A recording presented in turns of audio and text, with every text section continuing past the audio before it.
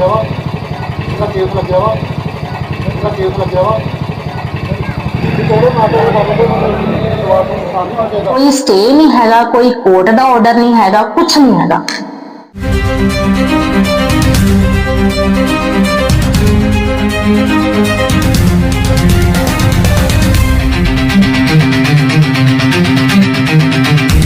कब्जा किया है, टेंट लगा के दिन रात इत्थे ही सो रहे हैं। ਅਸੀਂ ਸ਼ਟਰ ਨਹੀਂ ਤੋੜਤੇ, ਅਸੀਂ ਸ਼ਟਰ ਹੀ ਤੋੜਤੇ ਸੀਗੇ ਇਸੇ ਕਰਕੇ ਕਿ ਅੰਦਰ ਵੜਨ ਨਾ, ਬਟ ਫਿਰ ਵੀ ਇਹਨਾਂ ਨੂੰ ਅੰਦਰ ਬਾੜਿਆ ਕਿੰਨੇ, ਮੈਨੂੰ ਇਹ ਸਮਝ ਨਹੀਂ ਆ ਰਹੀ ਕਿਹੜੀ ਅਥਾਰਟੀ ਨੇ ਇਹਨਾਂ ਨੂੰ ਪਰਮਿਸ਼ਨ ਦਿੱਤੀ ਹੈ ਕਿ ਕਿਸੇ ਦੀ ਪ੍ਰਾਪਰਟੀ 'ਚ ਤੁਸੀਂ ਜਾ ਕੇ ਮੁੜ ਕੇ ਧੱਕੇ ਨਾਲ ਵੜੋ।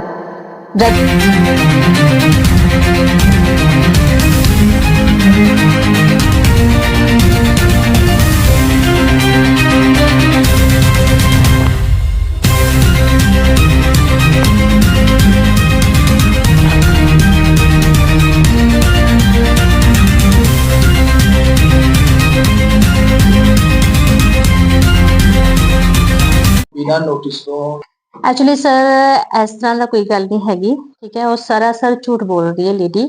और ये ਜਿਹੜਾ ਐਗਰੀਮੈਂਟ ਹੈ ਨਾ ਇਹਨਾਂ ਦੇ ਦੁਕਾਨ ਦਾ ਮੇਰੇ ਪਾਪਾ ਨਾਲ ਹੋਇਆ ਸੀਗਾ, ਠੀਕ ਹੈ। ਮਤਲਬ 2024 ਚ ਐਗਰੀਮੈਂਟ ਹੋਇਆ ਸੀਗਾ, ਸਾਲ ਦਾ 11 ਮਹੀਨੇ ਦਾ। ਫੈਬਰੂਅਰੀ 2025 ਚ ਖਤਮ ਹੋ ਗਿਆ ਸੀਗਾ।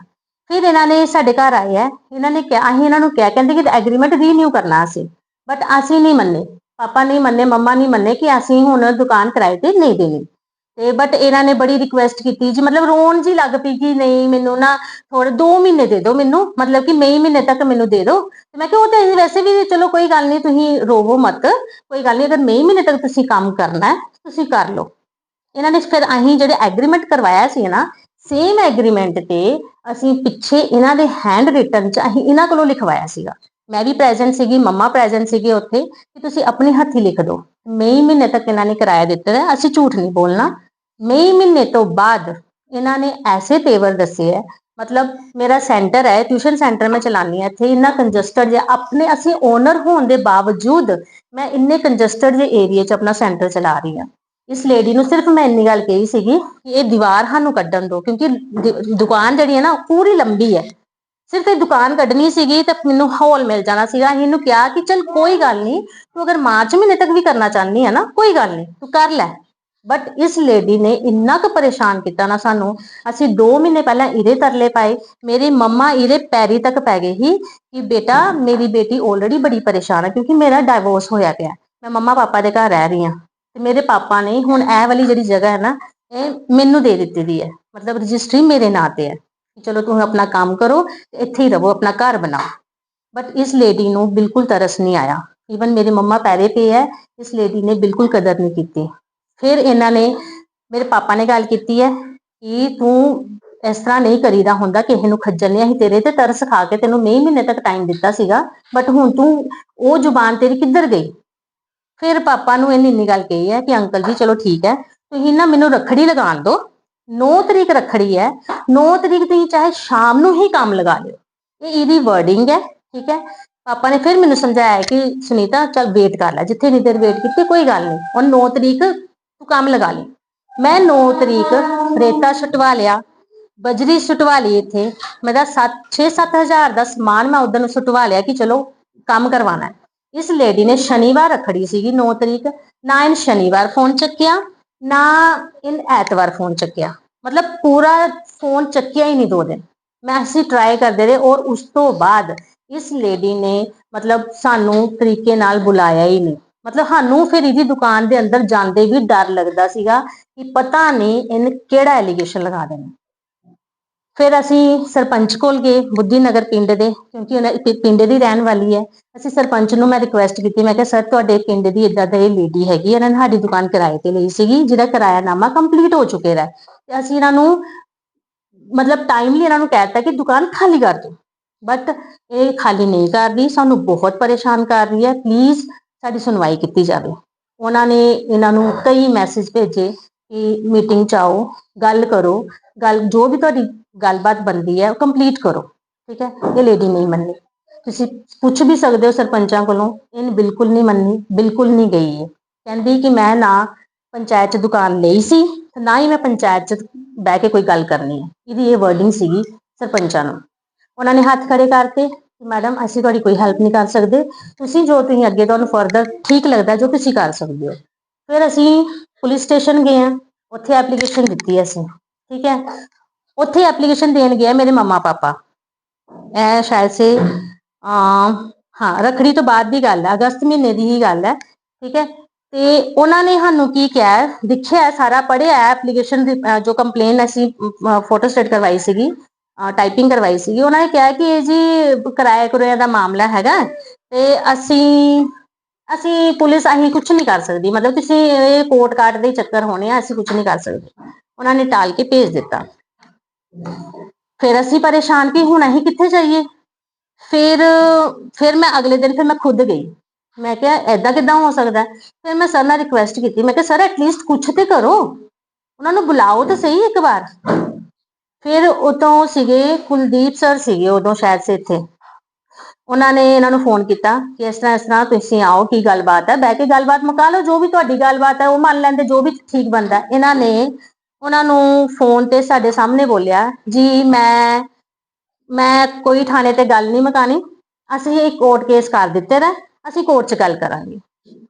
ਅਸੀਂ ਹੈਰਾਨੀ, ਹਰ ਮਾਲਕ ਅਸੀਂ ਆ ਤੇ ਇਹ ਕੌਣ ਹੁੰਦੀ ਹੈ ਕੋਰਟ ਕੇਸ, ਕਿਸ ਤੌਰ ਤੇ, ਮਤਲਬ ਕਿ ਕਿਹੜਾ ਇਹਦੇ ਕੋਲ ਬੇਸ ਕੀ ਹੈ ਕੋਰਟ ਕੇਸ ਕਰਨ ਦਾ। ਐਫੀਡੇਵਿਟ ਇਹਦਾ ਕੰਪਲੀਟ ਹੋ ਚੁੱਕੇ ਦਾ ਹੈ, ਮਤਲਬ ਕੋਈ ਇਹਦੇ ਕੋਲ ਪ੍ਰੂਫ ਨਹੀਂ ਹੈਗਾ, ਅਸੀਂ ਕੋਈ ਇਹਨਾਂ ਧੱਕਾ ਨਹੀਂ ਕਰ ਰਹੇ, ਇਹ ਫਿਰ ਵੀ ਕੋਰਟ केस कर रही है।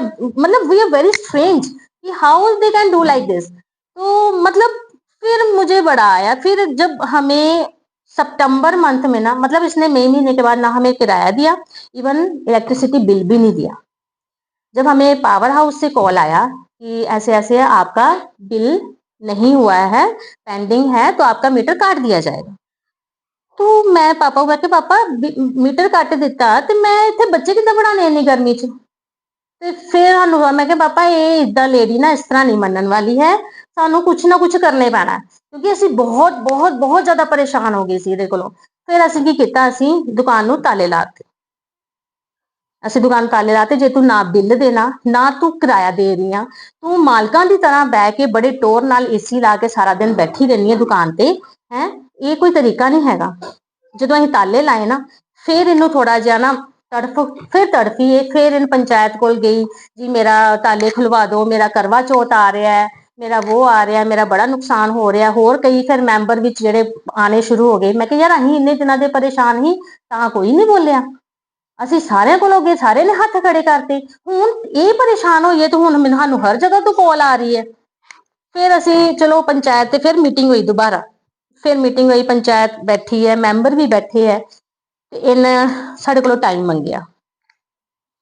ਮੈਂ ਕਿਹਾ ਦੇਖੋ ਪਹਿਲੀ ਗੱਲ ਤੇ ਸਾਨੂੰ ਇਸ ਲੇਡੀ ਦੀ ਜ਼ੁਬਾਨ ਤੇ ਕੋਈ ਭਰੋਸਾ ਨਹੀਂ ਹੈਗਾ, ਠੀਕ ਹੈ। ਇਹਨਾਂ ਸਾਨੂੰ ਬੜੇ ਟਾਈਮ ਦਿੱਤੇ ਕਿ ਤੁਸੀਂ ਇਹ ਦੁਕਾਨ ਖਾਲੀ ਕਰ ਦਿਓ, ਇਹਨਾਂ ਇਸ ਦਿਨ ਖਾਲੀ ਕਰ ਦਾਂਗੀ, ਇਹ ਤਰੀਕ ਨੂੰ ਖਾਲੀ ਕਰ ਦਾਂਗੀ, ਬਟ ਇਹਨੇ ਨਹੀਂ ਕੀਤੀ ਹੈਗੀ ਹੈ।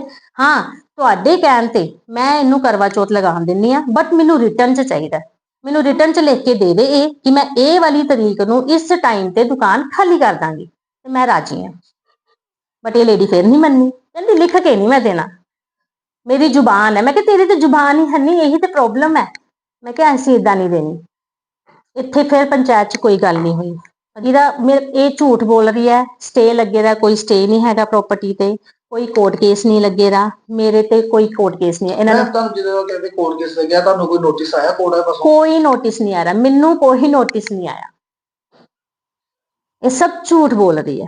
ਮੈਂ ਜਿਸ ਤਰ੍ਹਾਂ ਦਾ ਸਮਾਨ ਇਹਦਾ ਦੁਕਾਨ ਤੋਂ ਕੱਢਿਆ ਗਿਆ, ਇਹਨੇ ਵੀ ਗਿਆ ਹੈ ਕੱਢੇ ਗਏ ਜਿਹੜੇ ਸਾਹਮਣੇ ਸਮਾਨ। ਐਕਚੁਅਲੀ ਕੀ ਸੀਗਾ, ਇਹਨਾਂ ਨੂੰ ਅਸੀਂ ਬਹੁਤ ਵਾਰ ਮੈਸੇਜ ਭੇਜੇ ਹੈ, ਬਹੁਤ ਵਾਰ ਕਹਿ ਕੇ ਦੇਖ ਲਿਆ ਕਿ ਪਲੀਜ਼ ਸਮਾਨ ਚੁੱਕ ਲਓ, ਅਸੀਂ ਕੰਮ ਲਾਣਾ, ਮੈਂ ਘਰ ਦਾ ਕੰਮ ਲਾਣਾ ਹੈ, ਪਲੀਜ਼ ਸਮਾਨ ਚੁੱਕ ਲਓ, ਮਤਲਬ ਬਹੁਤ ਮੈਸੇਜ ਵੀ ਭੇਜੇ।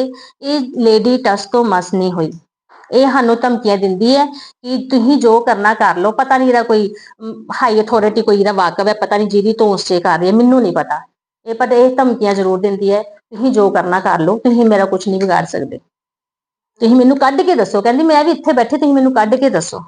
ਇਹਦਾ ਮਤਲਬ ਕਿ ਕਿਰਾਏਦਾਰ ਰੱਖਣਾ ਗੁਨਾਹ ਹੋ ਗਿਆ, ਫਿਰ ਇਹਦਾ ਮਤਲਬ ਕੋਈ ਕਿਰਾਏਦਾਰ ਰੱਖੇਗਾ ਹੀ ਨਹੀਂ ਇਸ ਤਰ੍ਹਾਂ, ਅਗਰ ਕਿਰਾਏਦਾਰ ਆਪਣੀ ਧੌਂਸ ਜਮਾਨਗੇ। ਤੁਹਾਨੂੰ ਲੱਗਦਾ ਕਿ ਦੁਕਾਨ ਦਾ ਕਬਜ਼ਾ ਕਰਦੇ ਸੀ? ਹਾਂ ਕਬਜ਼ਾ, ਪੂਰਾ ਕਬਜ਼ਾ।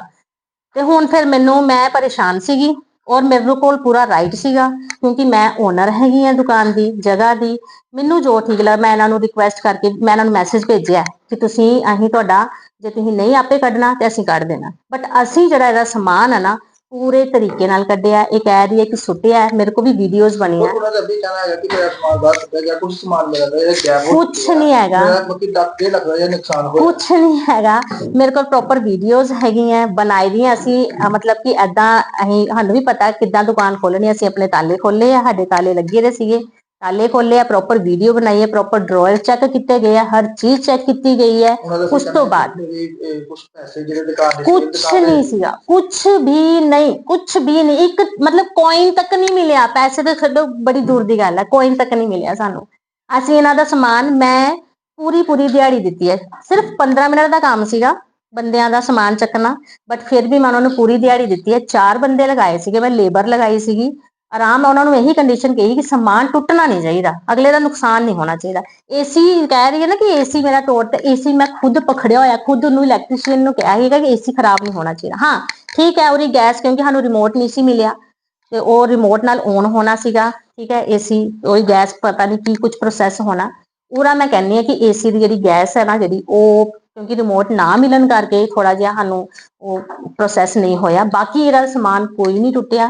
ਇਹਦੀ ਬੇਟੀ ਆਈ ਹੈ, ਉਹਨੂੰ ਖੁਦ ਠੁੱਡ ਮਾਰਿਆ। ਮੈਂ ਵੀਡੀਓ ਬਣਾ ਰਹੀ ਸੀਗੀ, ਉਹ ਬੜੀ ਆਈ ਹੈ, ਉਹਨੇ ਸ਼ੀਸ਼ੇ ਨੂੰ ਖੁਦ ਇਸ ਤਰ੍ਹਾਂ ਪੈਰ ਨਾਲ ਮਾਰਿਆ, ਉਹ ਤਾਂ ਸ਼ੀਸ਼ਾ ਟੁੱਟਿਆ ਉਹਦਾ।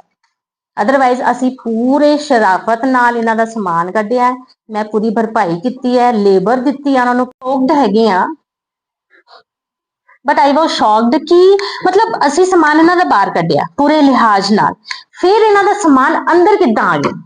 ਦੁਕਾਨਦਾਰ ਮਤਲਬ ਮਾਲਕ ਅਸੀਂ ਆ, ਦੁਕਾਨ ਸਾਡੀ ਹੈ, ਅਸੀਂ ਸ਼ਟਰ ਤੱਕ ਤੋੜ ਦਿੱਤੇ ਹੈ, ਠੀਕ ਹੈ। ਦੁਕਾਨਾਂ ਹੀ ਕਿਉਂਕਿ ਢਾਹ ਕੇ ਬਣਾਉਣੀਆਂ, ਘਰ ਬਣਾਉਣਾ ਮੈਂ। ਇਹਨਾਂ ਦਾ ਸਮਾਨ ਕਿਹੜੀ ਅਥਾਰਟੀ ਦੀ ਹੈਲਪ ਨਾਲ ਇਹਨਾਂ ਦਾ ਸਮਾਨ ਮੁੜ ਕੇ ਅੰਦਰ ਆਇਆ। ਮੁੜ ਕੇ ਇਹਨਾਂ ਨੇ ਸਾਡੀ ਦੁਕਾਨ ਤੇ ਕਬਜ਼ਾ ਕੀਤਾ, ਟੈਂਟ ਲਗਾ ਕੇ ਦਿਨ ਰਾਤ ਇੱਥੇ ਹੀ ਸੋ ਰਹੇ ਆ ਅੰਦਰ। ਅਗਰ ਅਸੀਂ ਬਦਮਾਸ਼ ਹੁੰਦੇ ਨਾ ਅਸੀਂ ਇਹਨਾਂ ਨੂੰ ਬਾਹਰ ਕੱਢ ਸਕਦੇ ਸੀਗੇ ਕਿਉਂਕਿ ਦੁਕਾਨ ਸਾਡੀ ਹੈ, ਬਟ ਅਸੀਂ ਇਹੋ ਜਿਹੇ ਬੰਦੇ ਹੈ ਨਹੀਂ। ਅਸੀਂ ਫਿਰ ਸੋਚ ਰਹੇ ਹਾਂ ਕਿ ਤਰੀਕੇ ਨਾਲ ਗੱਲ ਖਤਮ ਹੋ ਜੇ। ਅਸੀਂ ਇਹਨਾਂ ਦਾ ਕੋਈ ਨੁਕਸਾਨ ਨਹੀਂ ਕੀਤਾ। ਉਹਦਾ ਸਮਾਨ ਹੁਣ ਦੁਕਾਨ ਦੇ ਅੰਦਰ ਹੈ ਜਾਂ ਅੰਦਰ ਦੁਕਾਨ ਦੇ ਅੰਦਰ ਹੈ, ਔਰ ਉਹ ਖੁਦ ਵੀ ਅੰਦਰ ਹੀ ਰਹਿ ਰਹੇ ਹੈ।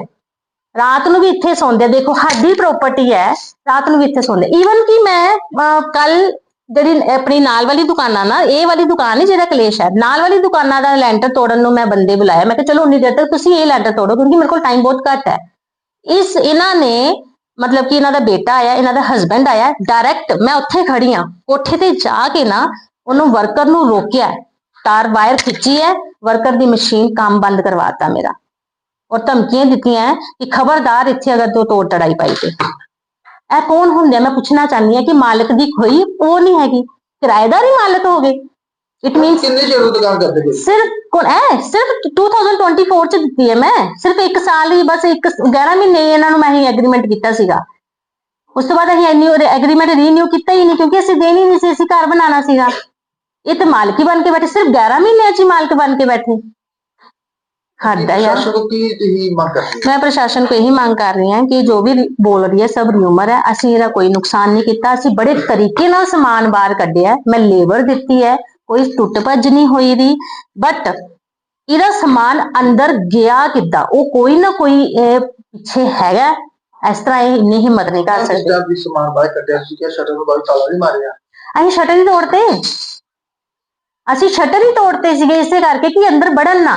ਬਟ ਫਿਰ ਵੀ ਇਹਨਾਂ ਨੂੰ ਅੰਦਰ ਬਾੜਿਆ ਕਿਹਨੇ, ਮੈਨੂੰ ਇਹ ਸਮਝ ਨਹੀਂ ਆ ਰਹੀ ਕਿਹੜੀ ਅਥਾਰਟੀ ਨੇ ਇਹਨਾਂ ਨੂੰ ਪਰਮਿਸ਼ਨ ਦਿੱਤੀ ਹੈ ਕਿ ਕਿਸੇ ਦੀ ਪ੍ਰਾਪਰਟੀ 'ਚ ਤੁਸੀਂ ਜਾ ਕੇ ਮੁੜ ਕੇ ਧੱਕੇ ਨਾਲ ਵੜੋ, ਜਦ ਕਿ ਇਹਨਾਂ ਕੋਲੋਂ ਕੋਈ ਸਟੇ ਨਹੀਂ ਹੈਗਾ, ਕੋਈ ਕੋਰਟ ਦਾ ਆਰਡਰ ਨਹੀਂ ਹੈਗਾ, ਕੁਝ ਨਹੀਂ ਹੈਗਾ। ਨਜਾਇਜ਼ ਕਬਜ਼ਾ ਹੋ ਰਿਹਾ। ਮੈਂ ਇਹੀ ਚਾਹਨੀ ਆ ਕਿ ਸਮੂਥਲੀ, ਮੈਂ ਹਜੇ ਵੀ ਇਹੀ ਕਹਿੰਦੀ ਆ, ਹੱਥ ਜੋੜ ਕੇ ਬੇਨਤੀ ਕਰਦੀ ਆ ਕਿ ਅਸੀਂ ਲੜਨ ਵਾਲੇ ਬੰਦਿਆਂ ਚੋਂ ਨਹੀਂ ਆ। ਅਸੀਂ ਬਹੁਤ ਦੇਰ ਤੱਕ ਬਰਦਾਸ਼ਤ ਕੀਤਾ, ਇਹਨਾਂ ਨੂੰ ਮਜਬੂਰ ਕੀਤਾ ਇੱਕ ਸਟੈਪ ਉਠਾਉਣ ਲਈ, ਬਟ ਹਜੇ ਵੀ ਅਸੀਂ ਇਹਨੂੰ ਰਿਕੁਐਸਟ ਕਰਦੇ ਆ ਕਿ ਆਰਾਮ ਨਾਲ ਆਪਣਾ ਸਮਾਨ ਚੱਕ ਲੈ। ਅਸੀਂ ਕੋਈ ਟੁੱਟ ਭੱਜ ਨਹੀਂ ਕੀਤੀ ਇਸ ਸਮਾਨ ਦੀ।